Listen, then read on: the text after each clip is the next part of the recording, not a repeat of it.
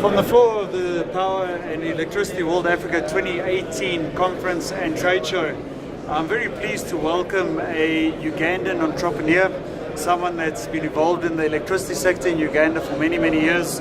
And this is Mr. Emmy Matovu. He's the CEO of the Marma Technical Services Limited company in Uganda. And thank you very much for joining us. Thank you too. We're going to get straight into a bit of detail, Emmy. Yes. And there's this whole perspective on hydropower across the continent. Yes. And we understand that you've been very actively involved in hydro. You understand the potential policy and regulatory aspects from a Ugandan point of view. True. But you also understand the benefits on the ground in the mitigation of energy poverty, which affects 650 million people across the continent. Can you give us a bit of perspective as to the benefits of hydro and possibly the hydroelectrical value chain that would be relevant? Fine.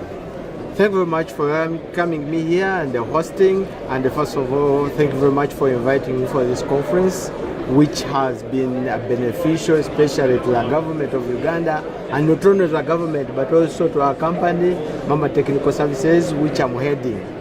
I'm a developer of a mini hydro. First of all, I developed one micro hydro project of about 100 gigawatts, which is now generating power in Uganda and was sponsored by GIZ, which is free there.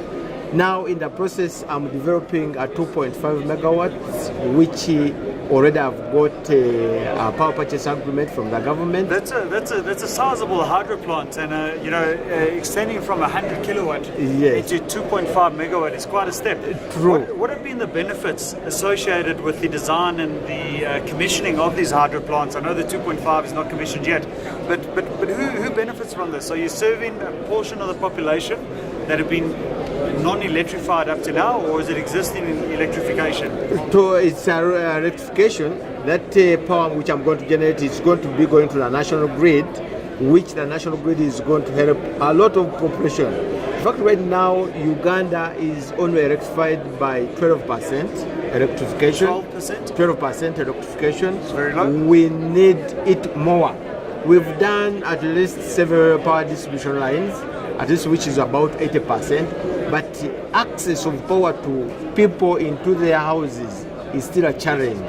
So we are coming in as small mini hydro to stabilize these big hydros which are feeding on the system to make sure that the people, they get power 100%. So challenges are challenges, right? But I think what is important is what is actively being done. And I know sitting as an entrepreneur in Uganda, it's at the back of your mind on a regular basis the amount of people that are unelectrified, which is effectively, if I understand you correctly, about 88%, which is a staggering figure.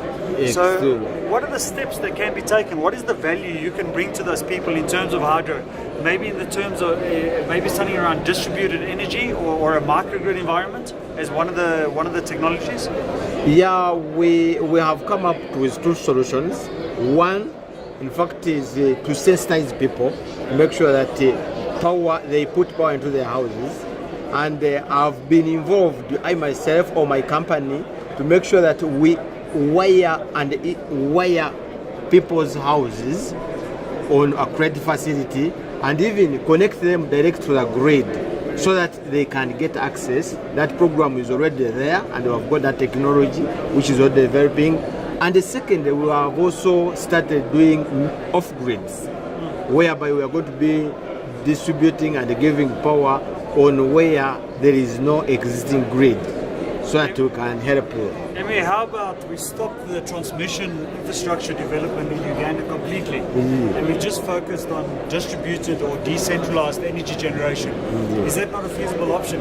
It is feasible. It is a feasible option, and definitely that one has also many Ugandans have developed, they have benefited out of that program. So do the decision makers recognize the opportunity to maybe stop putting capex and development infrastructure money into the expansion of the transmission infrastructure and rather focus on distributed energy or decentralized energy? Is the acknowledgement that should be the model or a possible model moving forward? I think that is the best model of concentrating on the distribution of power to the people than concentrating on transmission lines. So I know you believe it, Yes, right? yes. But the decision makers at a Yeah. government level, have they That's sat a up problem. and said, Yes, okay. the government, that is a problem.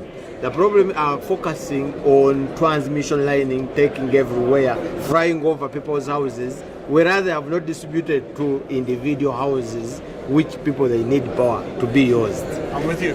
I'm Yes, with you. yes. Emmy, any closing comments or any advice you can give to other African geographies where this would be beneficial, right? From a hydro point and a specifically decentralized hydro. Yes, decentralizing hydro, that one will be very efficient and to help a lot, and definitely people that will benefit a lot.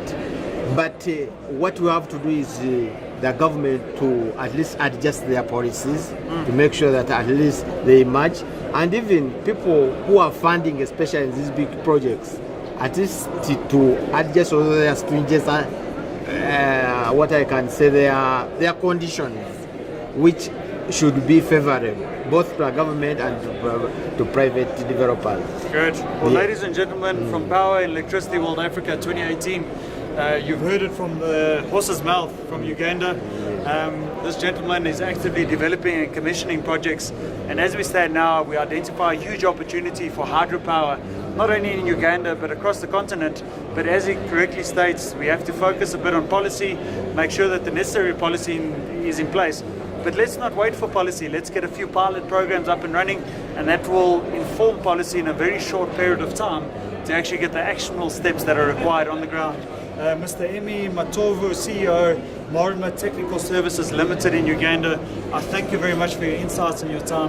Thanks very much. Greatly appreciated. Please.